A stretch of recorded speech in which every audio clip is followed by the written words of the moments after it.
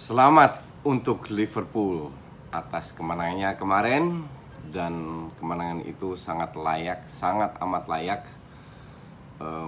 Walaupun ada beberapa gol yang ajaib, tapi itu layak didapatkan oleh Liverpool karena mereka bermain luar biasa. Kemarin mereka menunjukkan bahwa untuk bisa memenangkan sebuah pertandingan tidak hanya butuh strategi dan lain-lain, tapi yang penting adalah fighting spirit. Inilah adalah filosofi gue yang selalu gue terapkan, fighting spirit, mindset. Di mindset itu ada harus menang, dan itu dilakukan oleh Liverpool. Walaupun mereka kemarin dibantu oleh Barca yang bermain sangat bapuk, tapi definitely Liverpool sangat layak untuk lolos. Di sini gue mau bahas dari match pertama, sedikit match pertama flashback sampai kemarin, dan kenapa Liverpool layak lolos. Oke? Jadi kalau kita melihat match pertama, Barca tidak bermain berubah. Kalau lihat review gue di Instagram, gue bilang ada satu tim yang menyerang, yaitu Liverpool, satu tim yang bertahan, yaitu Barcelona. Terus ada Messi, and the rest is history. Oke? Dan itu kejadian di leg pertama. Liverpool layak mendapatkan satu gol kalau kita lihat dari sisi permainan, tapi itu tidak mereka dapatkan. Oke? Messi dapat gol jatuh dari langit, gol kedua. Gol pertama bagus banget dari Suarez, ditambah free kicknya yang luar biasa dari Messi yang semua orang tidak menyangka bahwa itu akan terjadi gol. There is Messi. Oke? Tapi kita bicara Barcelona, di mana mereka memiliki skuad termahal dari sisi gaji. Gaji pemain Barcelona itu termahal di dunia. Oke? Kalau lu punya skuad yang termahal dari gajinya, tim ini tidak layak untuk mengandalkan satu pemain. Dan ini dilakukan oleh Valverde. Kalau lu ikutin gue di IG atau di Twitter, sudah dari tahun lalu awal gue bilang ini pelatih gak punya otak. Oke? Dan gue dibully, ya kan dia menang ini, menang itu. Ya inilah tololnya fans kardus, gak sadar bahwa kemenangan itu bukan berasal dari sang pelatih. Musim ini kembali terbukti bahwa Barcelona itu 8 kali seri, 3 kali kalah, menjadi juara. Jadi mereka nggak hebat-hebat amat. Ini murni karena Real Madrid terseok-seok dan masih nggak bangkit, sama demikian juga Atletico Madrid. Ya, jadi lu harus lihat kenapa lu jadi juara. Bukan hanya karena hasil, oh ya ini kalau jadi juara tiba-tiba bagus. Ya, itu orang tolol aja yang bilang begitu. Terus leg pertama, mereka tidak mendapatkan gol. Oke? Bermain tidak berubah. Ujungnya Coutinho diganti Semedo, Vidal digeser agak ke kiri. Mereka mengincar di kandang sendiri, mengincar counter attack. Untuk gue itu sangat menyedihkan. Barca meraih 14 trofi di bawah Pep. Itu dengan 3 striker, di tengah ada Xavi, Iniesta, Busquets. Hanya Busquets yang bertahan. Xavi, Iniesta menyerang. Sekarang lu lihat, yang ada apa? Pekerja, Vidal, Busquets di belakang doang, passing ke belakang doang bisa. Rakitic, murni pekerja. Padahal mereka memiliki Malcolm yang bisa dimasukkan. Mereka memiliki Arthur yang bisa menjadi jembatan antara pemain depan dan belakang tengah. Kenapa dia melakukan itu? Karena dia berharap Messi turun kembali melakukan passing dan lain-lainnya. Emang zaman Pep nggak ada Messi. Messi cetak gol terbanyak waktu itu, gol udah lupa berapa, 80 atau berapa, 100, nggak ngerti lah. Itu di bawah Pep, bukan di bawah Enrique, Valverde atau whoever lah, Tata Martino yang nggak jelas itu. Ya. Dan kalau gue jadi Liverpool, Klopp pada saat press conference mengatakan Salah nggak main, Firmino nggak main, itu mungkin 60%, 56% dari total gol dari Liverpool dicetak dari kedua pemain itu. Mereka tidak main berdua, atau mungkin 60 lebih. Oke? What would you do as a coach? Klopp hanya bilang dia tahu bahwa ini berat, bahwa almost impossible. Pada saat press conference dia bilang, selama masih ada 11 pemain ya we play, kita lihat aja gimana. Dan itu benar. Yang dilakukan adalah dia bermain dengan biasa 4-3-3. 15 menit pertama mereka menguasai karena ngepres 4-5 orang. Barca kewalahan. Dapat 1 gol yang untuk gue agak beruntung karena itu harusnya Henderson syutingnya kaki dalam, salah sentuh juga, lambat, harusnya bisa dipegang oleh Ter Stegen, but it's okay. Itu gol, oke? Mendapatkan 1 gol. Setelah 15 menit lu cek tweet gue nge-tweet. Ini kayak Bilbao lawan Stoke City, di mana Stoke City nguber pantatnya pemain Barcelona. Barcelona mendapatkan beberapa setengah peluang yang nggak masuk. Harus diakui Alisson main bagus dibanding Ter Stegen, jauh banget dengan match pertama.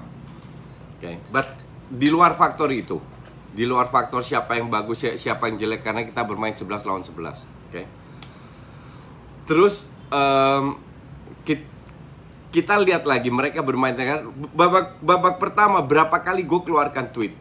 Apakah ini strategi dari Klopp untuk bermain long ball untuk mau menang? Karena nggak, Shaqiri hanya bisa passing ke pemain Barca. Robertson yang biasa bergerak berbahaya nggak kelihatan sama sekali. Banyak pemain nggak kelihatan, banyak sekali pemain nggak kelihatan. Harusnya ini end of game. Apa yang dilakukan oleh Klopp di babak kedua? Dia taruh Wijnaldum menggantikan Robertson sebagai bek kiri. Jadi dia bermain 3-4-3. Wijnaldum berada di antara Fabinho dan Origi sebagai attacking midfield. Itu memang posisinya. Oke. Jadi Klopp lebih mengambil risiko, walaupun counternya lebih berbahaya karena mereka yang bermain dengan 3 orang di belakang. Tapi attackingnya harusnya mereka bisa mendapatkan gol. Karena pada saat Wijnaldum masuk kan 1-0. Fine, nggak ada masalah. Tak. Kejadian menit 55-56 gol kedua. Oke. Itu pun ke arah Ter Stegen, harusnya dapat. It's okay, gol. 5-9 kejadian. Dan lu udah ketinggalan dengan 3-0.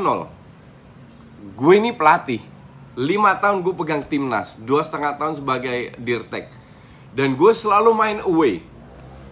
Oke. Pada saat gue tertinggal melawan tim yang di bawah gue, atau tim yang ketinggalan, atau kita lagi unggul 3-0,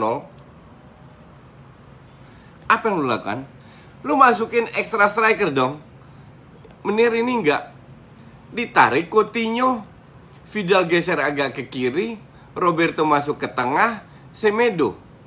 Sekarang lu lihat, Mane itu dari awal sudah lihat, Mane itu kencengnya kayak setan. Latihan juga diuber macan, makanya dia sekenceng itu. Bagaimana lu bisa memainkan Sergio Roberto yang sudah terkenal lambat, bukan Semedo? Pertanyaan kedua. Oke, untuk gue nggak make sense. Tapi karena di leg pertama berhasil, ya dia lakukan. Dan yang dimainkan ini kan starting line up kecintanya dia, tanpa playmaker di tengah, hanya pekerja. Oke. Ditarik Coutinho, praktis bermain 4-4-2 dong. Padahal lu ketinggalan 3-0. Masih ngincer wonder golnya dari Messi.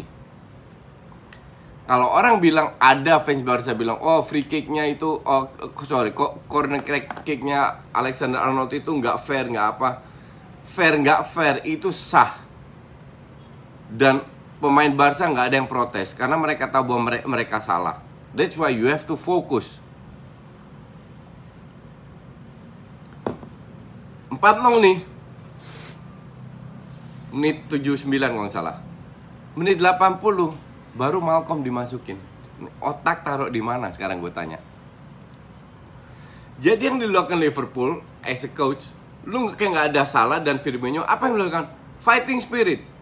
Barca sangat lemah di bola atas, dikasihlah bola-bola atas terus. Walaupun di babak pertama tidak berhasil, kenapa di babak kedua berhasil? Karena ada Wijnaldum. Pada saat dia memasang extra striker, bukan Coutinho, Malcolm dimasukin, Messi geser agak ke tengah, Liverpool tetap akan main bola-bola atas. Jadi nggak ngaruh lu pasang ekstra pemain di tengah, itu nggak ngaruh sama sekali. Karena dari detik awal Liverpool mengandalkan bola atas, dan itu hak mereka. Tapi kalau mereka memasukkan, kalau si tolol itu masukin Malcolm, Suarez, Coutinho, Messi geser ke tengah, artinya lu lebih kuat di depan. Kalau lu pasang pemain lebih banyak di tengah, toh mereka juga main bola-bola atas. Lini tengah toh akan dilewatin dengan bola atas. Nggak ada gunanya. Di sini udah kelihatan bahwa ini pelatih nggak bisa menganalisa pertandingan. Analisisnya udah ngawur. Oke? Udah nggak make sense.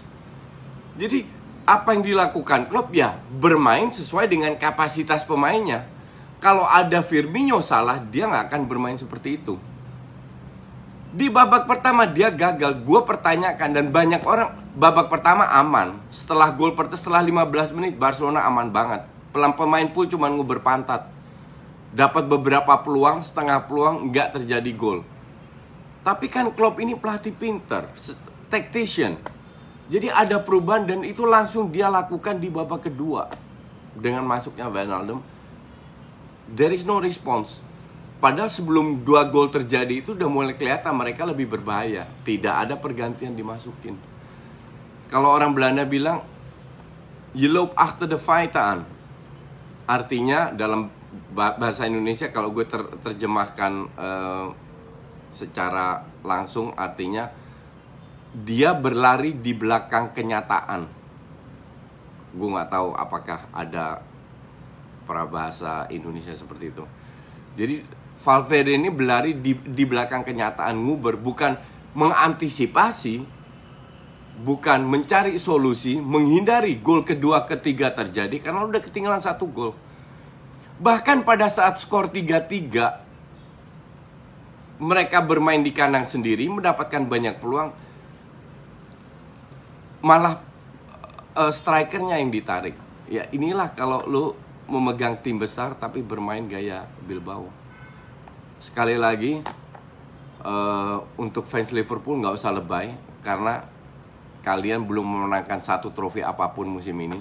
Tapi ini kemenangan yang luar biasa, menunjukkan Liverpool punya fighting spirit tinggi kalau dibutuhkan. Tapi masalahnya fighting spirit nggak selalu kelihatan, karena di match pertama nggak kelihatan sama sekali. Tapi kita lihat, semoga Ajax yang masuk final ini akan menjadi lebih seru.